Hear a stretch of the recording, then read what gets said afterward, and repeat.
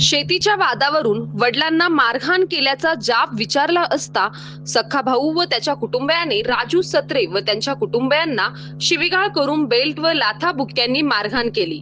ही घटना राहुरी तालुक्यातील कात्रड येथे दिनांक 28 मे रोजी दुपारी घडली। राजू रतन सत्रे वय 57 वर्ष हे राहुरी तालुक्यातील कात्रड येथे त्यांच्या कुटुंबासह राहतात। त्यांचा भाऊ विजय सत्रे हा शेजारी राहण्यास असून दोघांची शेती देखील शेजारी आहे। दोघा भावांनी सन 2025 मध्ये वाटण्या केलेल्या जमिनीची सरकारी मोजणी करून घेतली, तसेच हद्दीच्या खुणा करून घेतल्या होत्या। त्यावेळी शेत गट नंबर 395 मधील शेतातील काही शेती विजय याच्याकडे निघालेली होती, परंतु तो ती जमीन काढून देत नाही। त्यावरून दोघा भावांमध्ये नेहमी वाद होतात। दिनांक 28 मे 2026 रोजी दुपारी 2:15 वाजेच्या सुमारास राजू सत्रे यांच्या कात्रड शिवारीतील शेतात विहिरीचे काम चालू होते।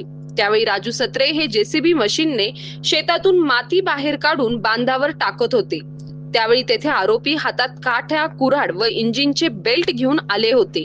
त्यावेळी आरोपी विजय हा मला म्हणाला की तू माती का काढलीस असे म्हणाला असता राजू सत्रे त्यास म्हणाले, ती माती मी परत शेतात टाकतो असे म्हणाले असता आरोपींनी त्यांना शिवीगाळ करून धक्काबुक्की करण्यास सुरुवात केली। त्यावेळी राजू सत्रे हे तिथून पळून गेले।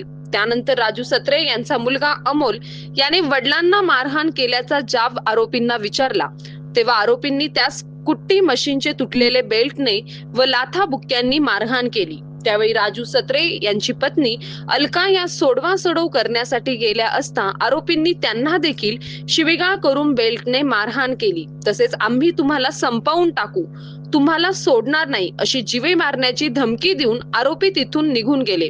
घटनेनंतर राजू रतन सत्रे यांनी राहुरी पोलीस ठाण्यात फिर्याद दाखल केली।